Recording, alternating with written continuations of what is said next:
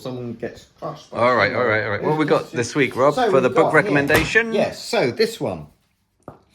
I bought this summer of '89 when I was on holiday in Eastbourne. Why are you laughing? I just love your enthusiasm for this. This is, as you can see, it's like an annual. This is a children's book, pretty much. Even though the film was a bloody 15, so we couldn't watch it. But there, look, there's Tim. Yeah. So this is very much aimed at children. But it's just a nice little sort of introduction to Bond. So I already had the Sally Hibbins. I've got to get Phil off the dates. Phil, get off them dates. Oh no. Sorry, Phil, off the dates. Can I? No, off the dates. Go on, buddy. Off. Sorry. Come on, just get off the dates. Yeah. So, all right, okay. Because I'd already got Sally Hibbins' book, the James Bond storybook, which was aimed at kids, and that was all the films in order. This is just all like some of the important films, so like Doc Snow and Goldfinger and. Oh, you did the crossword. I did the crossword, yeah. Oh, you've ruined it now. That's not worth a damn thing. And all of this, that's my handwriting from when I was 12. And yeah. What have you written there? I don't know. What have I written? He wasn't. However, this photograph is from Octopussy. In which film was Bond eaten by a crocodile? He wasn't, you saying? Well, yeah. I suppose that's referring to the fact he was being eaten there. But he wasn't. I love the way you're correcting people even I know. back then. It's like the book's wrong. You know, get it right. It wasn't eaten. Okay. He wasn't. Spy Love Me. So just important films like Goldfinger, Doctor No, Spy Love Me, Villains, Q's Inventions. Oh, what's this? Oh, look. Little game you can play. Nice. The 007 cool, with the real reality. That's quite cool, isn't it? All secret weapons. Here we go. More villain stuff. Oh, yeah. It's like henchmen stuff. Moonraker. Oh, they got Moonraker in here. Philip Latcher would love this. Even though people were scoffing at that film in those days. Not these days. I know, not these days. But I think a few of my mates who were around the same age as me had this, actually. I know Darren Noble had this. He's a little bit older than me. Is there anything in this that you could glean that would be interesting now, like forgotten facts or forgotten gems? Or is it just kind of a gloss over of what the story is and the character? No. So Making of License to Kill. So this License to Kill had just come out. At the same time. So this was all new. But of course it's aimed at kids and it was a bloody 15 certificate. I think when they were making the book, they were hoping it would be a PG, you see. What was the name of James Bond's wife?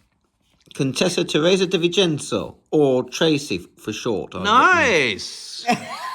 It's not bad for a 12-year-old. Yeah, pretty good. Which actor? And there would have been no internet back then. No, right, you couldn't Google that. No, this is out of my head. Which actor only played James Bond once? Yeah, you got that right. Oh, look, you're ticking all these off. Oh, here we go. In which film did this strange car play? Oh, that's easy. Yeah. Very well done, Rob. Very well done. Oh, I love doing this. I did this on our holiday in Eastbourne. Well, you've completely defaced it, though, so sadly it's not worth a sausage now. No, I know, who cares? And I bought this at the same time. I remember it was in... it was either Waterstones or Smiths in Eastbourne. And they were both for sale. So yeah, spent some pocket money getting these. This is a really nice book. This was the first making of book that there ever was, because now they've been doing them every film since then. But there wasn't a making of book for The Living Daylights when it came out. There is now. Well, Taschen do a book on everything now, don't they? Yeah, but there's that lovely, is it Helfenheiser? Oh, yeah, Charles Hoffenheimer? Yeah, him. He did Majesties. and Majesties, yeah. But they're relatively new. They're since the films came out. So when the films were new, they didn't do this sort of thing, like the making of stuff, you know? So this is, I love this. This is great. Although I couldn't see the bloody film because it was a 15. Oh, so this was just a tease for you. Yeah, well, I did see it on VHS. My dad had to rent it because I wasn't allowed to go up to the So I've got something to say about this book.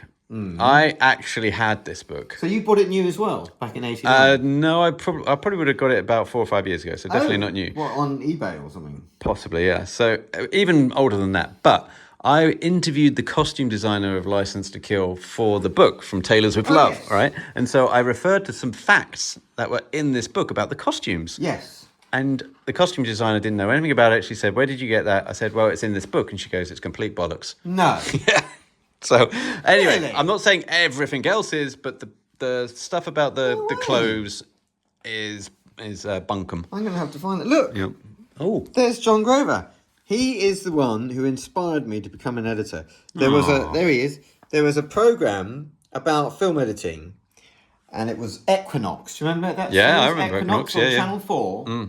And they did a thing with Dr. Jonathan Miller about film editing, and he was in a cutting room at Pinewood with John Grover on his Steenbeck cutting License to Kill. And I saw that, I think I was 14 when I saw that, 13 or 14, and I taped it. I was like, that's what I want to do. Wow. You can do this as a career.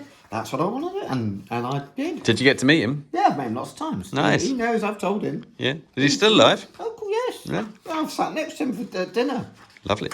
With Shake Not Stirred when they do their Pinewood events in the hotel. They got one coming up as well, Yeah, haven't they they? have. So he's been at the last two. Ah. And I also met him at a Bond Stars event at Pinewood for the Living Daylights back in 2014. That was the first time I met him. And he gave me his card and he said he'd try and get me into the Guild of British Film Editors.